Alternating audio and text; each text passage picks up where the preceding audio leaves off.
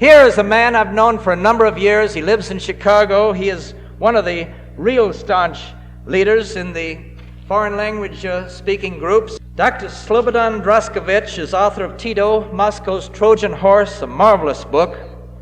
He's a former university professor from Yugoslavia. He's editor of The Serbian Struggle, printed in this country, a weekly newspaper circulated in 36 countries against communism. He's an LLD, a PhD, and a PhD in economics. Dr. Draskovich would make one of the finest news commentators you ever heard. We're going to turn him on right now. Dr. Draskovich.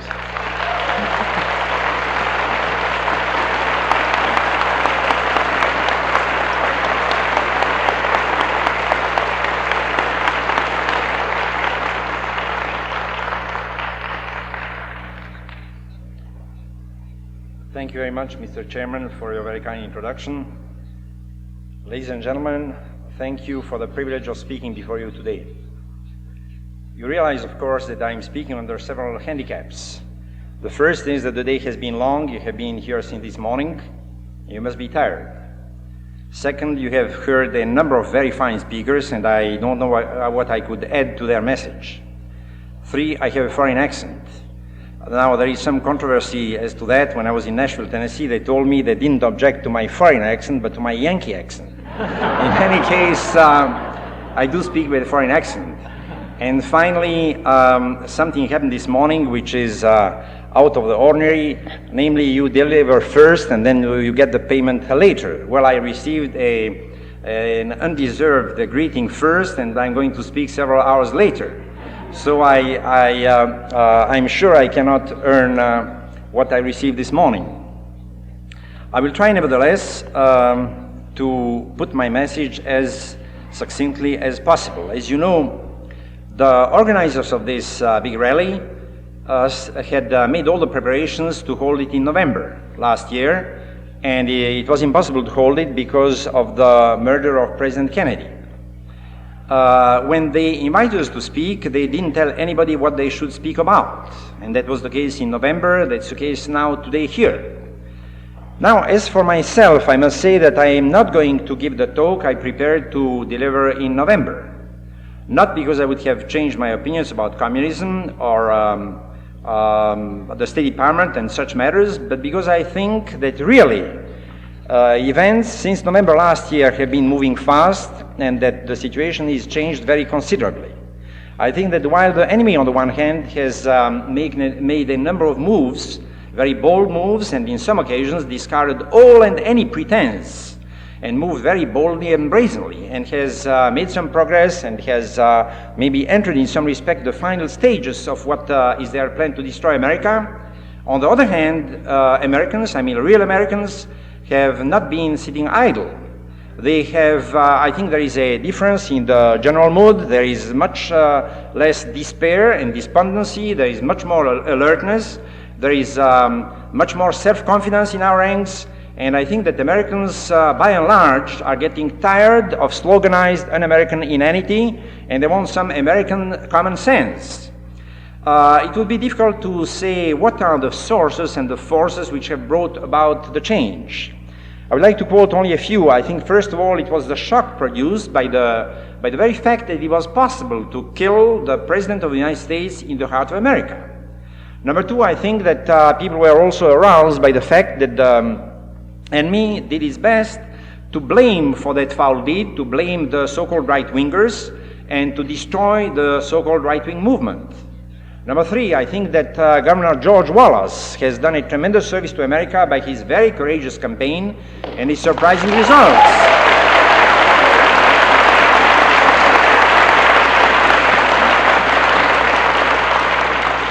I also think that Senator Goldwater has also rendered a tremendous service to America by the way he has campaigned, and especially by his victory in California.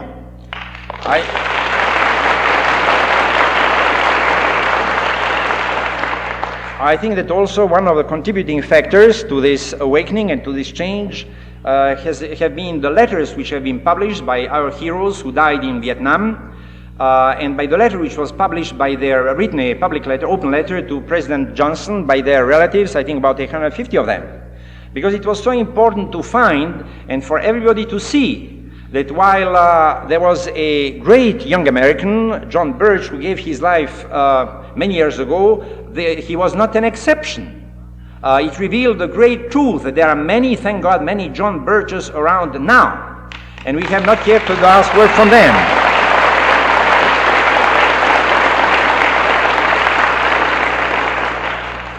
And I think also that the fantastic success of the book of John Stormer by the American people is also a factor which has contributed to this change which we have witnessed since last November. In any case, I think that there can be no doubt, at least not in my mind, that the mood of America is changing. And while on the one side the enemy is much less arrogant and less cocksure on the whole, on our side people are much more self-confident and they are much more ready to fight the battle to the very end. Now, while all this is to the good, at the same time I think that the proper moment to keep a cool head is when the heart is getting warmer. And now, especially in view of the election which is coming in November, I think that too many people who maybe only a year ago were saying, oh, well, there is no hope, we are just going through motions, or we are just going to doing our duty, or we are just saving our honor. Many of those people now think, well, if we just can elect Goldwater, we have it made. There are no more problems, we have won final victory, and so on. I think this is a big danger, because I think that there is no doubt, it's quite natural, and it's sound, and it's good that Americans should be interested in the elections of November. I think that the elections are very important. This is not a political rally, so I won't tell you whom I favor and for whom I'm going to vote. I will only say this is of course a personal stand, that I will not go to the polls unless among those who are known now and mentioned for nominees, Senator Goldwater is nominated in July in San Francisco. In any case, we have a situation where the tendency can be to overestimate the possibilities which are connected with the elections, and to imagine if just Barry Goldwater is elected, we have it made. I think that we must bear in mind that the enemy is deeply entrenched, has spread his network very widely, still holds some tremendous positions, and that the struggle is to be much, much longer and harder. Let's always bear in mind that the communists wage and have been waging for the last 116 years a war which is mainly a psychological, a political, a subversive war. And it's you don't have to listen to so-called right-wingers. It was Lenin himself, who in 1902 said, and published in his book What is to be Done, he said that the communist ideology, the Marxist ideology, did not come from the ranks of the workers. It was the result of bourgeois intellectuals. Those are words of Lenin himself, and he says that Marx and Lenin and Engels were bourgeois intellectuals. In other words, the communist idea is a disease of the mind of some intellectuals, and it stands to reason that they have tried with quite some success to poison the mind of the intellectuals of the free world. Actually, the communists are trying to destroy ourselves by inducing us to commit suicide. And they are trying to induce us to commit suicide by poisoning the minds of the leaders of the free world. I will try very briefly to outline here what they are doing, because they are led in that by a very simple and basic premise. People act the way they think. So if you control someone's thinking, you control his actions and his policies, which is elementary, but too many people don't realize it. In 1903, when the Bolshevik Party was founded, they had behind them over half a century of communist experience. And Lenin was the man who drew the conclusions. Because in the Communist Manifesto, if you remember, there is one of the last sentences, they say, we communists disdain to conceal our aims. Well, they tried for over half a century to win the world and to do something they were unable to do so. So finally they decided it's time to conceal their aims. And Lenin came openly at the foundation of the Bolshevik Party in London in 1903, and he said, if we go forward with communism, we cannot win, because the people don't want communism.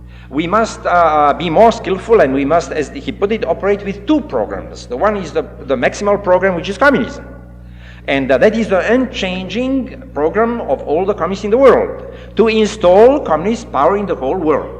But he said, in order to be able to promote that, in order to be able to attain that end, we must produce, we must compose, we must put together so-called minimal programs for every country and for every change which will be acceptable to the bourgeois, so that we will induce our enemy to cooperate in their own destruction. So for Russia, he started and he said, first of all, we are against Tsarism. And many non-communists and anti-communists said, well, maybe this is good. And then we are for shorter working hours. And people say, well, that's fine too. And then we are for higher wages. That's fine too. We are for parliament. That's fine too. Well, what people did not understand that behind that was the Communist Party. And Mr. Kerensky, who is now in California, he was then the prime minister. He thought, well, this is wonderful. We are just these communists. After all, they are not so dangerous. They have reasonable requests and points in the program. So he thought, I'm going just to make a nice little revolution in Russia. Well, what happened, you know. And ever since, the communists have been applying their tactics of minimal and maximal program.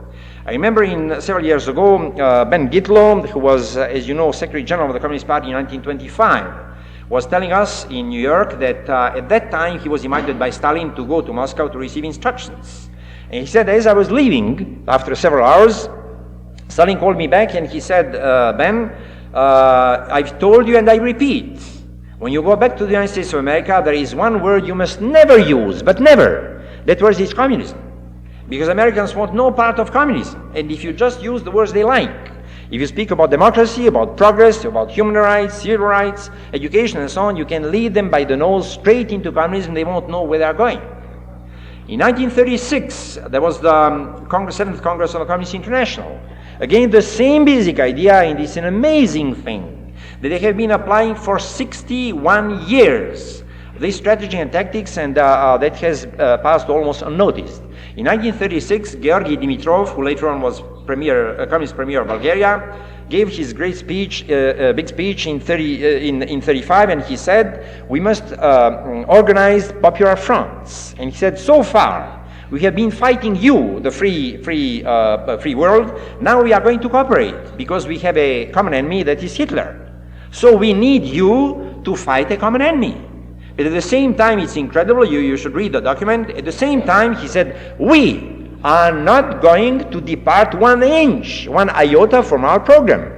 He was telling the free world in so many words, we are going to use you to promote communist aims. And as you know by now, it should be clear that the Second World War was nothing else but a huge maximal and minimal operation to promote communism in the world. Because those who won the Second World War militarily were American GIs. It was the strength of America, its industrial capacity, its know-how, everything that America has and represents. But as you know, all the fruits, the political fruits, went to the communists. I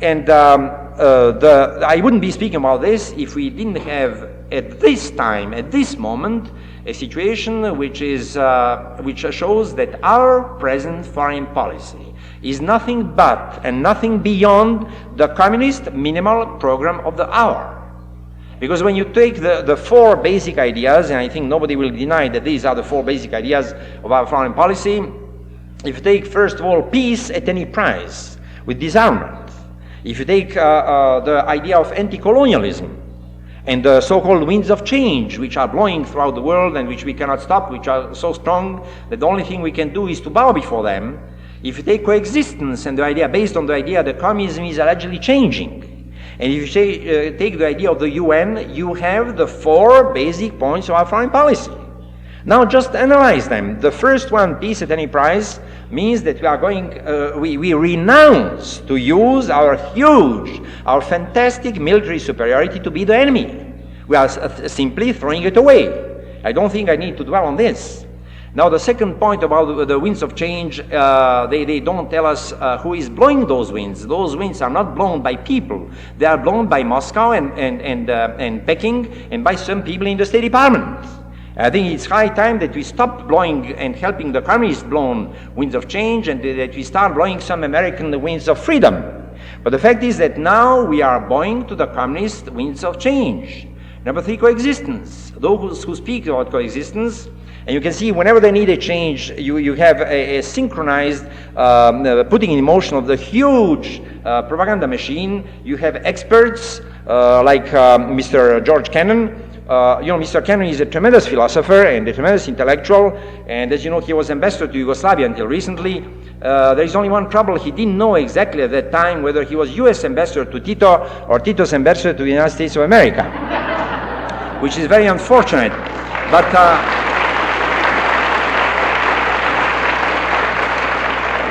the promotion of that idea that allegedly communism is changing is simply deceiving the American people, because what is going on actually is that the communists are improving their tactics. And a Nikita Khrushchev, a smiling Nikita Khrushchev who is kissing babies and so on, with his baggy pants and a smile and blue eyes, is much more dangerous than Nikita Khrushchev, than Joseph Stalin.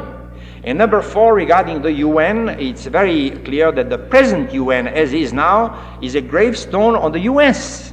And I think it was in June 1962 that President Kennedy said in so many words that we must work for the decrease in the national capacity to wage war and for the increase in the international capacity to wage peace. Now that, in my opinion, spells suicide. And it's a fact that because they have been able to control the minds of too many of our leaders, the communists have achieved the fantastic successes that they have. And I think we should bear also in mind that it is not only the question of our foreign policy. It is not only the question that we should have in the State Department different people. That would be very useful, it would be very good, but that would not be enough, because the war is total. The communists have been waging it for so many years in all conceivable fields. And that, thank God, is something which the American people are realizing more and more. It has been said by the enemy so many times about the members of the John Birch Society and about all patriots in America that we see communists under every bed. Well, that is not true. And that wouldn't trouble them if that were the case. But they are troubled because we see them where they are, behind too many desks and too many pulpits and too many microphones.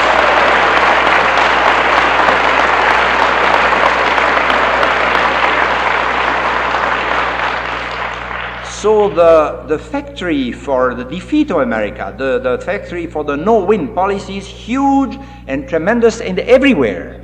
And as long as our minds are not free, we cannot pursue a policy of the salvation of America and the destruction of communism. Let me give you one example which is very recent, so you are all familiar with it, and I think it's very telling. As you know, a story has been published several months ago and now reprinted in 2 magazines which have a total of, I think, about 20 or more million copies every month, which is the greatest circulation in the world. Now the story is about children. But I think that the communists have done it skillfully for grown-up retarded children, for grown-ups who do not understand communism. And when you analyze that, those of you who have read it, the whole story starts at 9 o'clock. The whole story is over at 9:23. So it takes only 23 minutes to destroy the minds of one whole class of pupils and to show how irresistible communism is and how hopeless morons we all are who believe in America and in freedom. But as long as you have many good Americans, I'm not speaking about the communists who write letters to the editors, but I'm speaking about good Americans, about uninformed people, as long as you have many of them who take communist propaganda as anti-communism, the situation is very serious indeed. I think that this story, in my opinion, is a combination of a very blunt, very direct, very brazen approach and of the most subtle innuendos in the promotion of their aims. It's actually, in my opinion, communist propaganda, it's its snakiest. So as long as that is the situation, we cannot think that just an election will change the whole situation. I think we should realize that the battle is not only at the polls. It does make a great difference who will win in November. But to imagine that if Senator Goldwater is elected, we have won, is a very grave mistake. I think even if Senator Goldwater would surround himself with at least 100 top aides and experts, I mean real American experts, that would be just a small beginning. You may remember it was about a year ago or a little more, I was going to say President Goldwater, I meant Senator Goldwater, said said that he would like to give an advice to President Kennedy, and he said in view of the course which the Cuban crisis took, he would advise him very strongly to get rid immediately of 3 of his main aides, Mr. Rusk, Mr. Stevenson, and Mr. Walt Rostow. Now, I disagree with that completely, because I think it's too few. 10 times as many would be a good beginning. So I think that if Senator Goldwater, once elected, would change the whole set, it would be a tremendous step forward. But it would not mean that we have solved all our problems and that we can now relax and go back to our private pursuits. Because the main work that has been done, I think this is a very important point. You usually hear that what's being done in America is exactly the same that was done in Yugoslavia or Romania or Czechoslovakia and so on. That is not so. Yugoslavia was not destroying Yugoslavia, and Poland was not destroying Poland, and Czechoslovakia was not destroying Czechoslovakia, and Romania was not destroying Romania. They were destroyed in the State Department. I remember when... our State Department. Right. When I was in captivity, we used to hear to have secret radio sets and hear broadcasts, and we thought, well, it's only that some people in Washington, D.C. do not know the score. And the communist propaganda later on was very skillful in telling us that, well, after all, what can we expect? The Americans are very selfish, they're imperialists, they are too rich, they don't want to take care in consideration anybody's interests and so on. Well, when I came to America and when I learned about what was going on in the Second World War, I came to the conclusion that that was completely the contrary. Because if someone in the State Department sold down the river Draža Mihailović and the Polish freedom fighters and 10 European countries, it is because someone first in Washington, D.C. sold America down the river. So if someone gave half of Europe and all of China to the communists, it is by people who first of all were not loyal and rejected their loyalty to America. So the country which is most deeply undermined is America, much more deeply than the rest of them, and I think that the main battle has to be fought here. You know, they used to say, before it was 4 years, they would say, well, you know, here things are fine in America, but you know, you had that horrible Tsar Nicholas II in Russia, and the revolution simply had to come. And many people thought, well, you know, there is some sense in that.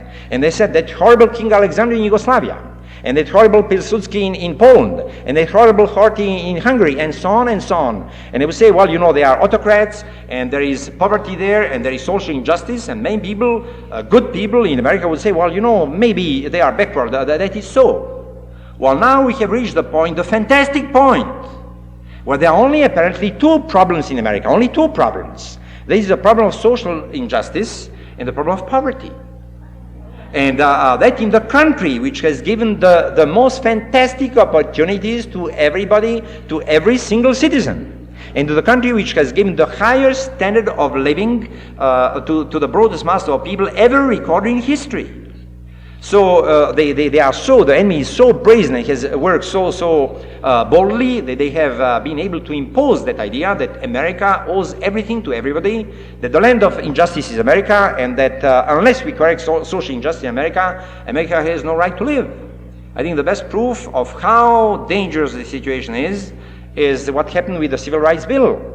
I mean, I'm not worried about the vote of Senator Humphrey, but I was really deeply hurt by seeing some very fine names who voted for the Civil Rights Bill. I think, for instance, it's tragic to see that, for instance, a Senator Laushi or Senator Munt voted for the Civil Rights Bill. It's even worse than when you see Fulbright voting against it. But it's a big defeat, and I think it's clear. Maybe it's not clear to many people. I'm not speaking of the motives of those people, but I'm speaking of the brainwashing, of the degree that they have been, of their mastery, of their control over our minds. The people don't realize that the Civil Rights Bill is simply a bill which will make possible, which is destined to make possible the promotion of civil war in America. That's all it amounts to.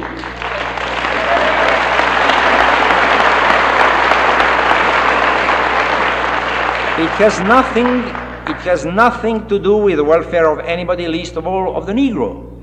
On the contrary, they are not concerned about some injustices or the bad relations between some Negroes and some white people. They are concerned by the good relations which exist, and the aim is to make every Negro hate every white man, and have every white man hate every Negro. That's the purpose of the Civil Rights Bill. And as long as you have good Americans, and there are many who believe that it's a fine thing and a good thing and a necessary thing, we are in trouble. The same thing about poverty, which is a shocking thing when you compare what exists in the world, and when you see the fantastic wealth and the fantastic distribution of wealth in America, then really it's tragic that you can have so many people who believe that it's a fine thing to have that poverty program. There is no problem of communism, there is no disloyalty, there is no treason, nothing, it's just the problem of poverty. And unless America abolishes poverty, America must go down, and many people apparently are willing to say, well, it must be because we have been unable to solve the problem of poverty. Actually, what the score is here, I think it's simply this. The communists promise, in the Communist Manifesto and later on in Lenin's works, they promise that maybe in 1,000,000 years, when they beat out of existence all enemies, and when there is nobody to witness except us communists, then everybody will be happy and well-fed and so on.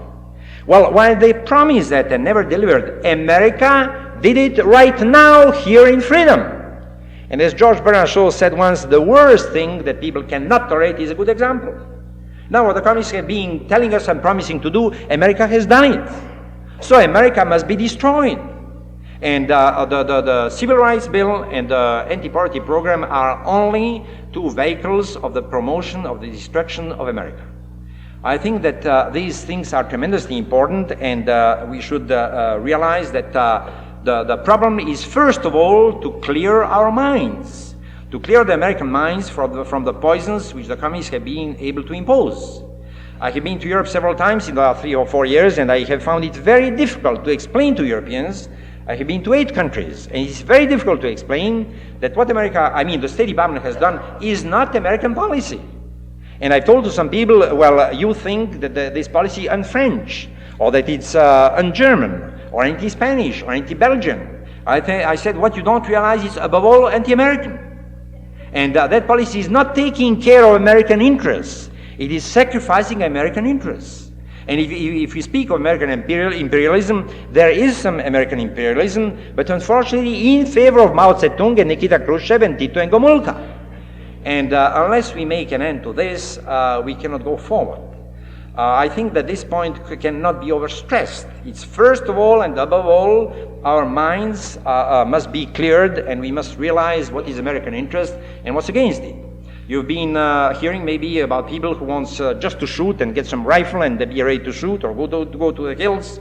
Well, I'm absolutely against it. I'm not against shooting the enemy. And of course, there is a problem. For instance, they said that we should never use the atomic bomb. Well, I must say, if I had only one bomb and I would have to decide where to drop it on Moscow or Hollywood, I don't know what I would decide. But that is not...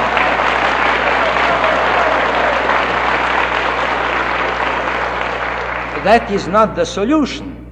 And I think that many people who say, well, you know, if they win now, we'll go to some islands and we'll come back. I think that's completely wrong. We must win this battle or we won't win anything. It was possible from Europe to come here, but there is no place to go from here. You know, the traffic with the moon is not well organized.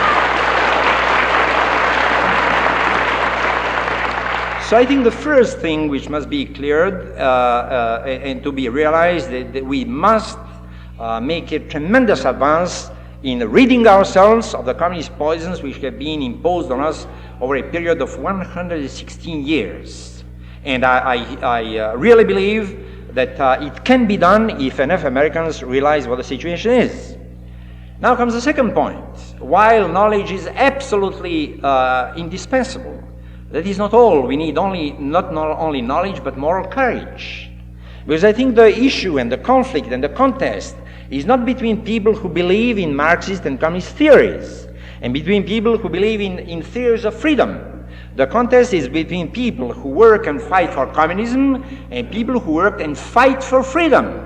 That is the only contest.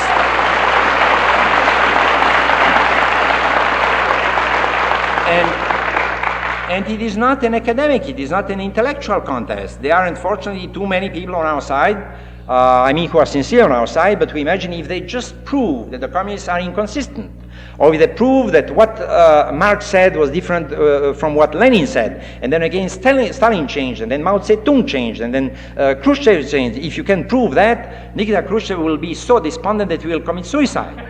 Well, I think they underrate the thickness of skin of Comrade Khrushchev. The contest is much more serious. It is not only the theories you promote, it is the faith by which you are moved. As a French great playwright wrote several centuries ago, he said, "The faith that doesn't act, is it sincere?" Of course it is not. It is not only what you have, but it is how much you have a determination to stand what you have and for the principles in which you believe. I'm against socialism as anybody else, but I don't like the slogan that our main problem is creeping socialism. I think that's wrong. In my mind, although I'm against socialism, I think the main problem is galloping treason. That's what must be stopped.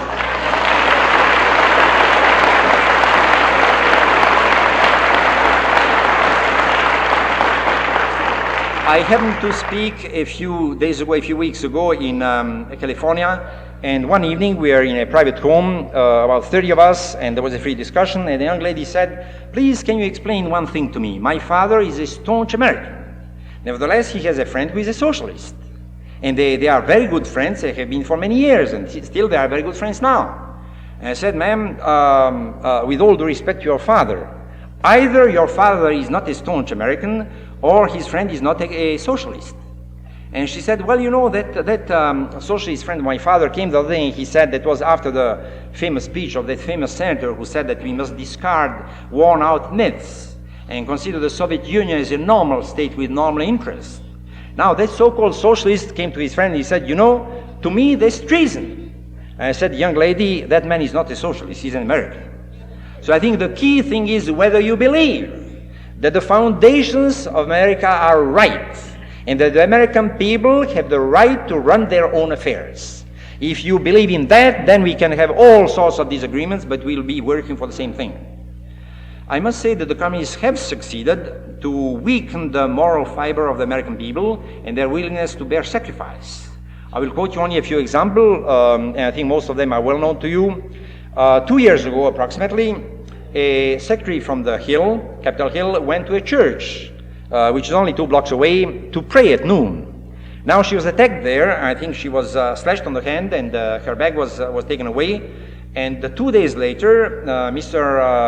Robert Kennedy was interviewed about that, and he didn't say one word about law and order.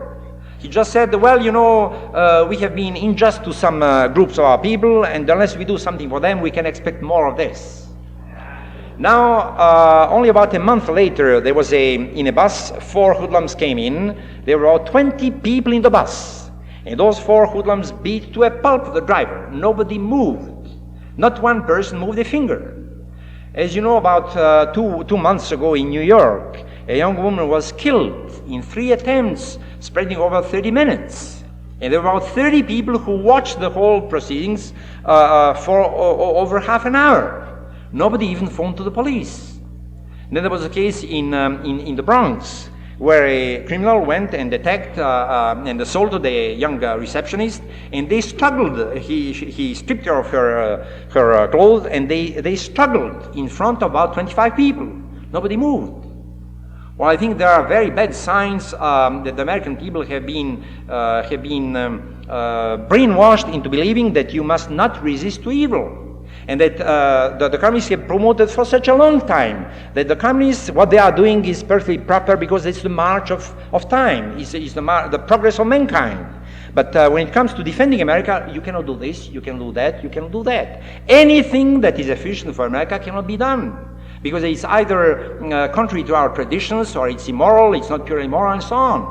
Well, I think there are some fine old American recipes. And one of them is the recipe of David Crockett, unless I'm mistaken, who said, "Be sure you are right, and then go ahead." I think that we should apply that.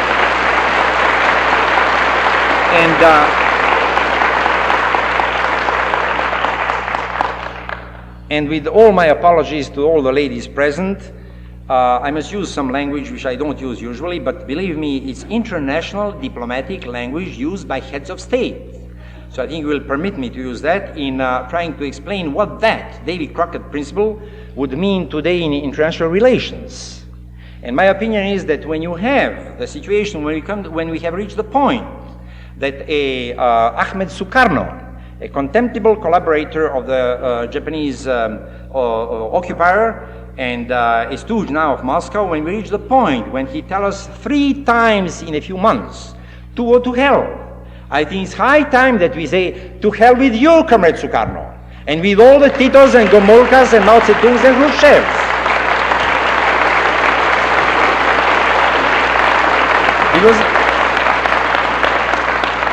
Because I think the world does need a leader, and the only possible leader today is the United States of America. And they do not expect from us formulas. From the State Department, they don't expect us to know the fine points of communist theory. They expect us to know and put in practice the basis of Americanism. And that is what they have not been receiving. I have found in Europe that there is one tremendous puzzle in the minds of people, everywhere without exception, and that is not whether communism is better or the American system, the American way of life. But the puzzle is if the American system is better, and everybody knows it is. Why are Americans shying away from defending them? They expect America to stand for America and Americanism. In Paris, I spoke to a colonel, a great hero of the Second World War, and he told me, he said, you know, they usually say that we French expect you Americans to save us. He said, that's not true. We do not. Our big worry is not whether Americans are going to save France, but whether Americans are going to save America. And I think that we should realize, all of us here today, this is a nation of pioneers. And speaking of moral courage, it is completely wrong to wait to see what other people will do, because the pioneers didn't proceed in that manner. They believed in God, they protected their families, they believed in their country, and they forged ahead. I had the occasion about 3 years ago in Chicago when I was speaking before a small group, and after I finished, a man got up and he said, I agree with you, but since you are not American born, I would like to tell you something which you may know and then you may not. And that is that it is very difficult to set America in motion, very difficult indeed. But once you get America going, there is no strength, no force on earth to stop it. And I said, sir,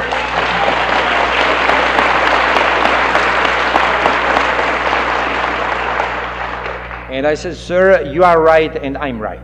You said once they start, they haven't yet. I think there are now signs that the American people realize something which has not existed for many years, which is completely strange to the American mind and American traditions, and namely that the position which a man occupies does not necessarily mean that he's on our side. On the side of America, I remember Senator McCarthy was speaking in Chicago. I think that Harry Everingham was there. He was speaking in February '57. When he came, there were about 3,000 people. He received a tremendous welcome. And when the applause subsided, he says, thank you very much, my fellow Americans. I'm deeply touched by your attention. And I would like to tell you that I'm always very glad and happy when I leave Washington, D.C. and come back to America. And that is not, then he couldn't speak for 10 minutes. But you don't have only to listen to Senator McCarthy, because I will quote you 2 men who are on the side, and I guarantee they are not members of the John Birch Society, and I'm very sure they are not members of any organization represented here today. And it's Mr. Sulzberger and Senator Fulbright. Now, Mr. Sulzberger from the New York Times wrote about James Reston. It doesn't make too much difference. James Reston wrote that there is a serious cliff between the American people and the administration. And he says the basis of the difference is that the administration would like to cooperate at any price with the communists. And he said, unfortunately, the American people do not want to see any communist anywhere, least of all in Cuba. I think they're right. And then there was the stand of Senator Fulbright, who, as you know, at the time of the investigation of the military, he said that there is really, America is beset with tremendous dangers. And the dangers are that the American people, in view of the reverses we suffered in Cuba and Laos, may be inclined, imagine, to hit the enemy with everything we've got. And I think that's the basic difference. The American people feel that way. And the administration would like to make peace with those who don't want any peace but want to destroy this country. So I think it comes, number one, on the knowledge of the enemy, and number two, on the moral courage to defend what we have. And I think that no matter who wins in November, the battle will not be over. If Senator Goldwater is elected, the job to do is still huge. And it will take years and years before we can be satisfied that America is saved and that communism can be destroyed. We should not forget that we have 900 million allies behind the Iron Curtain. But our policy has been un-American. So they cannot be more pro-American than Americans themselves. I think the potential behind the Iron Curtain is fantastic. It was shown in the examples of East Berlin and Poznan and especially Budapest. The communists know that very well, and that's why whenever Nikita Khrushchev hears anything about the oppressed peoples, he raves and runs. Actually, the possibilities, as I say, are tremendous. And I remember debating in Chicago several years ago, one of the authors of 7 Days in May. Now, you know that I think it's very fortunate that some people don't read English and don't see American films. Especially it's good that Governor Carlos Lacerda and General Castelo Branco in Brazil don't read English, so they didn't read that novel. But they thought, well, now, Mr. Goulart, since you are a traitor, out you go. Well, I was debating Mr. Fletcher Nabel in Chicago, and at one point he was very angry because I was against help to Tito and Gomulka, and he said, well, now, all right, tell me, what could you have done had you been President of the United States in 1956? During the Hungarian crisis? Nothing. I said, if you don't mind, I'll answer that question. And I said, number one, I would have gone to the microphone and I would have said only 7 words. Freedom fighters, we are in your corner. And I would have repeated that every minute of every 24 hours. Because I said, you know, the President of the United States is not a very big figure in America, but he's a tremendously big figure in the world. When he speaks, the world listens. Number two, I would have broken diplomatic relations with the Soviet Union. And I would have said, you are criminals and barbarians. If you become civilized again, we may renew our relations. And I would have broadcast that every minute of every 24 hours. And I would have, number three, I would have recognized the small national committee in Győr, northwestern Hungary, as the legal temporary government of Hungary. Those people were unknown, but they were definitely much more representative of the true strivings of the Hungarian people than the contemptible communist stooge János Kádár. And number four, I said I would have brought 2 GI's divisions of paratroopers in Austria, so just that they can see them across the border. And Mr. Nabel said, you know, I never thought of it. I said, of course not. He said, why of course? Because I said, you sit every day in the State Department and you are being told every day only how to surrender, never how to fight for America. I think here we are touching the gist. We need knowledge, we need clear understanding what's going on, but above all, we need old-fashioned American courage. And I think that at this moment,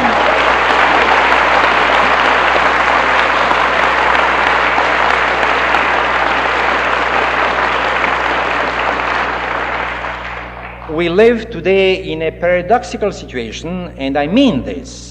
That never, at the same time, never were the communists closer to victory in this country, and never were the communists in graver peril than they are now. Now, what the outcome is, who will win, depends on us. The fate of the world is not being decided in Moscow, not in Peking, not in any other place, or Havana and so on. It's being decided right here in the United States of America. And what will happen depends, number one, on how clearly we see the problems. Number two, on how firmly we believe in God and on the principles upon which America was founded. And number three, on how unyieldingly and staunchly we are ready to fight for the worldwide victory of America and freedom. Thank you.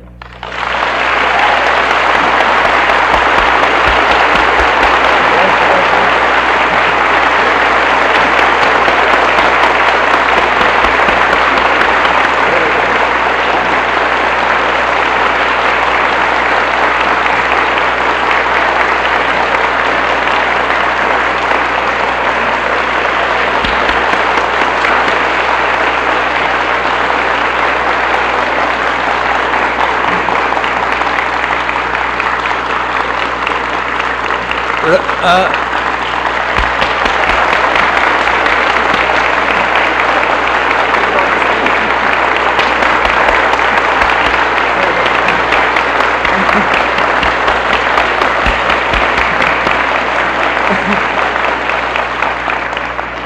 for victory all over the house. Right. There's a brilliant man and a wonderful American. God bless him.